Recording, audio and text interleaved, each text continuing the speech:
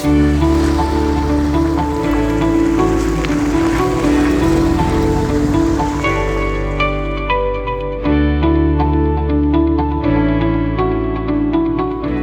бүсийн аймагуудын дундах нэг эрүүл мэнд зооноц дадлаг сургуулилтын тайлан.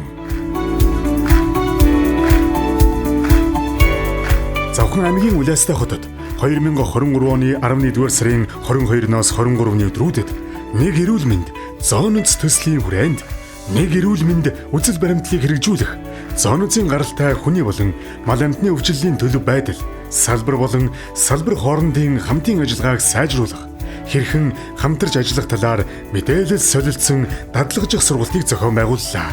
Мөн тарван дахлын хүний өвчлөлийн үед авч хэрэгжүүлэх арга хэмжээг цогц байдлаар видео бичлэг бэлтгэн үзүүлэх сургалтыг зохион байгуулсан. За бид 8 сар 10 саруудад төвийн бүс зүүн бүсийн аймагуудад сургалт явуулсан бол өнөөдөр Завхан аймагт 16 аймгийг хамруулсан нэг эрүүл мэндийн зооноц дадлаг сургалтыг зохион байгуулж байна.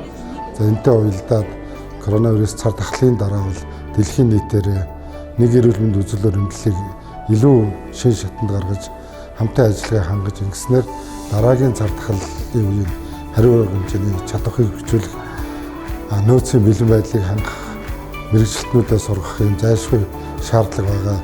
Дэлхийн эрүүл мэндийн байгууллага, дэлхийн мал амьтны эрүүл мэндийн байгууллага, хүн сүт ажиллагааны байгууллагууд хамтарсан 3 тал түншлэлийн хүрээнд нэг эрүүл мэнд үзэл баримтлалыг өнгөрсөн жилүүд хэрэгжүүлж байсан бол за энэ жилээс эхлээд нэгдсэн үндэсний байгууллагын байгаль орчны хөтөлбөр нэгдээд 4 талд түншлэл болж ажиллаж байгаа нь энэ цар тахлын сургамж дээр үндэслэж улс орнуудын авч хэрэгжүүлж байгаа арга хэмжээ илүү оновчтой сайн болоход бол чухал ач холбогдлоо өгж байгаа маа.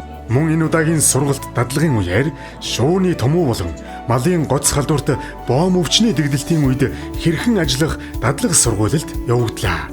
Хээрийн сургуулилтын үеэр гоц халдварт өвчин гарсан бүс нутагт хорой цээрийн бүсийг тогтоож, эмнэлгийн тусламжийг хээрийн нөхцөлд хэрхэн үзүүлэх, халдвар хамгааллын дэглэмийг хэрхэн баримтлах, хорой цээрийн бүсийг хэрхэн тогтоож, шалган нэвтрэх болон хээрийн штабыг хэрхэн зохион байгуулж ажиллах дадлаг сургуулилтыг явуулсан. За манай аймгийн тухайд хэмэл өргөн нутаг дэвсгэртэй мал аж ахуй удаан аж ахуй цонхилсон бас нэлээд алсагдсан бол ийм бүс нутаг байгаа.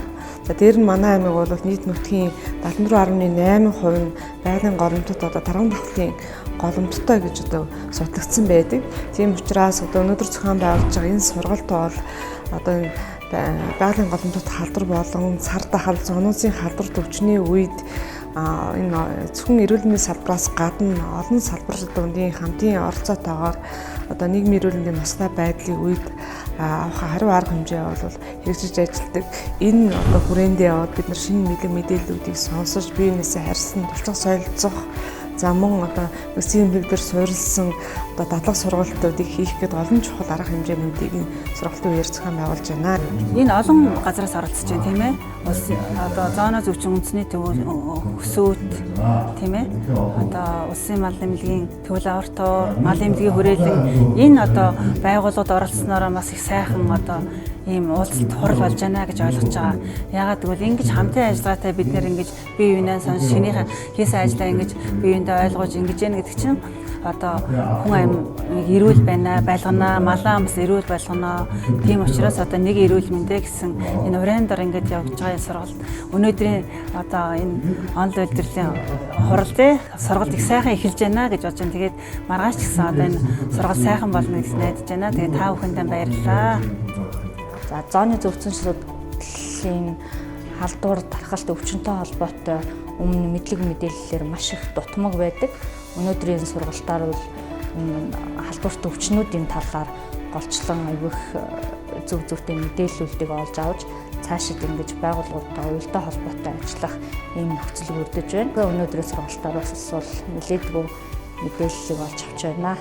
Завхан аймагт явагдсан нэг эрүүл мэнд зооноц дадлаг сургуулилт алс баруун хязгаар бүс нутгийн эрүүл мэндийн болон онцгой байдлын ажилтан албан хаагчдад онлайн болон дадлагын мэдлэг ур чадвар олгосон үр дүнтэй сургалт болсныг онцолж байсан юм.